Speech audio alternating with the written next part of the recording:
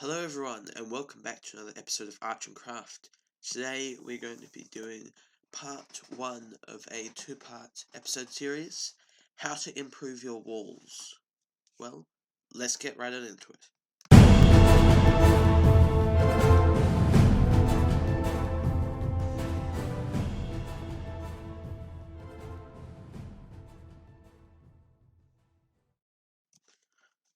For our first part, we're going to be doing stone walls.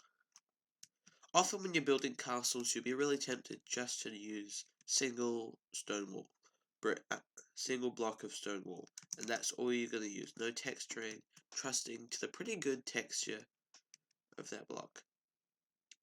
But you can make it so much better and more detailed if you mix in stuff like normal stone, cracked stone bricks, or mossy stone bricks. You can get much better outcomes such as this. If you don't want to look as ruined, then mix in slightly more sparsely. Look, just add the occasional cracked brick. It breaks that flat surface and it gives stuff to catch your eye. That looks way better already, but doesn't look as ruined as these because there isn't as much stone brick and cracked and mossy. Moving on to the next one, cobblestone walls and natural walls.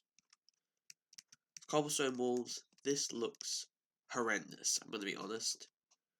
A lot of starter bases have that, and that's fine. Starter bases, you're allowed a little bit of bad building.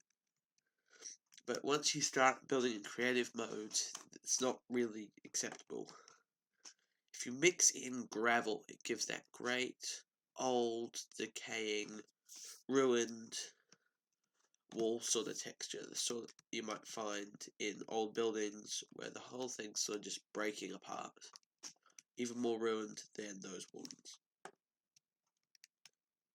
It's really simple, just mix in gravel. With this one, if you're trying to make caves look better, or just normal stone walls, but try to make them look natural, mix in andesite. It breaks up that flat surface of the stone, and add in some iron and coal ore as well, and remove all the granite and diorite. The iron and coal ore, they're fairly muted colours, it fits with the rest here.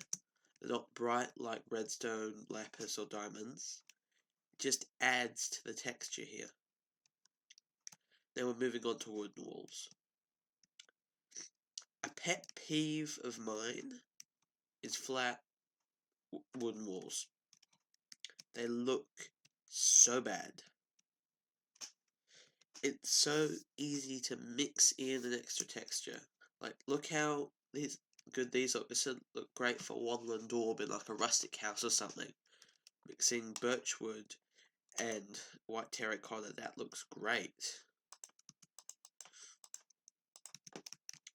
In here, just the normal terracotta and the spruce wood, that looks great as well. It just, they're the right sort of colours to go with each other. They'd work great in a rustic house. Moving along. Again, don't even spruce wood. Spruce wood is better than oak wood, and you get some points for effort, but still just a flat wall. It's not that hard to mix in some stripped logs. This is probably the easiest texture. You could do this on a day 1 starter house. Point them in different directions.